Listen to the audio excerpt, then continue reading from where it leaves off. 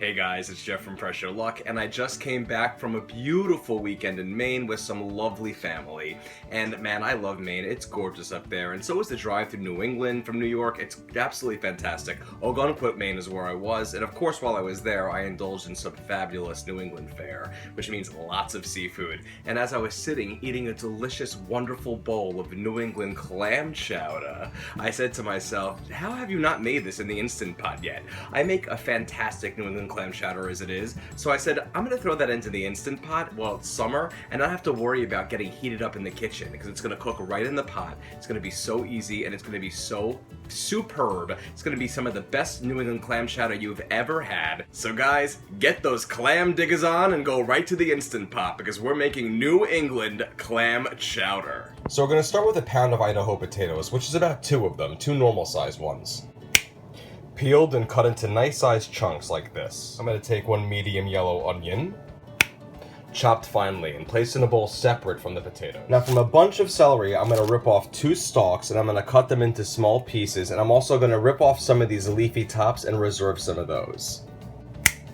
There we go. I've added our small chopped up pieces of celery on top of our onions, and I'm reserving the leafy tops, and I'm going to rip those up by hand for a little bit later. And what's New England Clam Chowder without clams? So we want to use about 18 to 20 ounces of chopped clams in their juices. We need to have that. That's a key element. So I couldn't find 2 10-ounce cans, so I'm using 3 6.5-ounce cans. It's about the exact same thing. So I'm going to open each can, I'm going to drain it to a strainer, and reserve our juice and our clams in 2 separate entities. Alright, so just like so, pour it in there, and do that with all of our clams. And there we have it, all nice and drained. We're going to separate our chopped clams now from the juices. Alright, now going to our Instant Pot, we want to add 1/4 of a stick or 2 tablespoons of salted butter.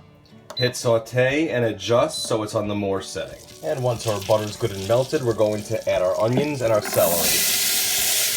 And we're going to stir it around for a few minutes until it begins to soften. It doesn't have to be completely soft yet, so don't worry about that. Just about 2 minutes.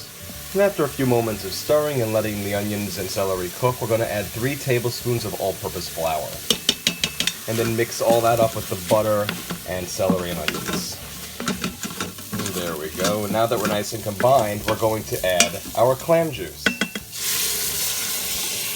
We're also going to add 2 cups of chicken broth, or vegetable broth if you'd prefer. Add in a tablespoon of cooking sherry, our potatoes, the leafy tops we've reserved from our celery, and 2 bay leaves.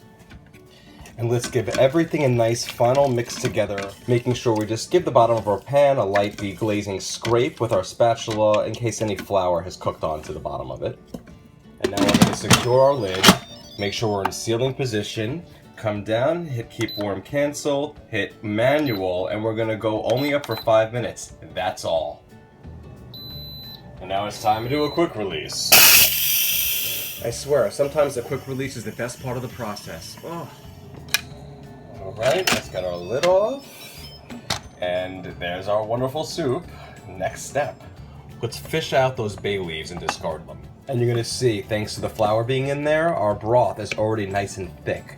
But we're not done yet, guys, because we need to pour in 1 cup of heavy cream, or half a pint, it's the same thing. And then we're going to add our clams.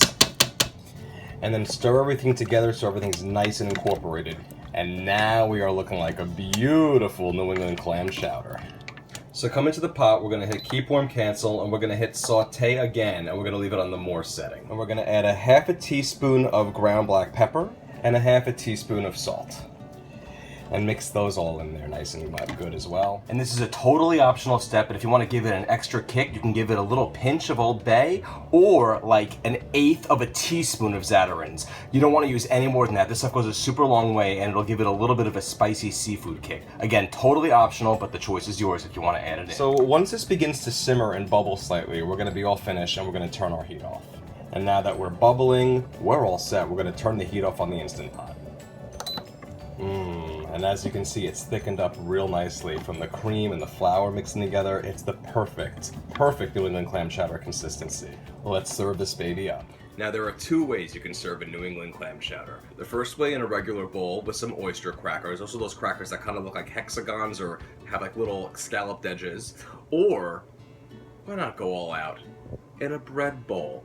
preferably sourdough. And we're gonna go with that option because I feel like being a pig today. So let's take a ladle and let's put some of it into our delicious bread bowl. Oh boy. And there is our beautiful New England clam chowder in a bread bowl with it overflowing from the sides. And I better set this down before I just eat it with my hands. Alright guys, I mean, does this look beautiful or what? So let's give it a shot here. Oh, I do love this. And just like that, I was transported right back to Ogunquit. The potatoes are cooked to perfection. The soup itself is the perfect consistency. It's not too thin, it's not too thick, it's just right.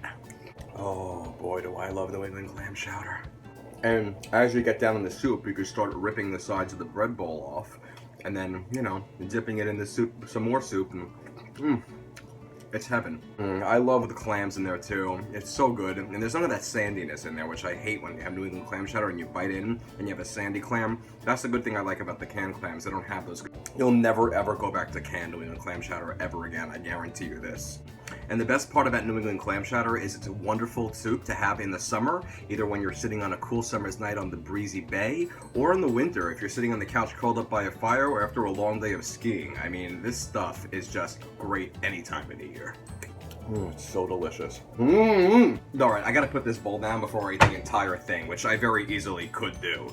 So guys, if you enjoyed these videos and these recipes, please check out pressureluckcooking.com. All the written recipes are there. Feel free to contact me. I'll answer any questions that you might have. There's a whole array, a variety of recipes, and they just keep growing.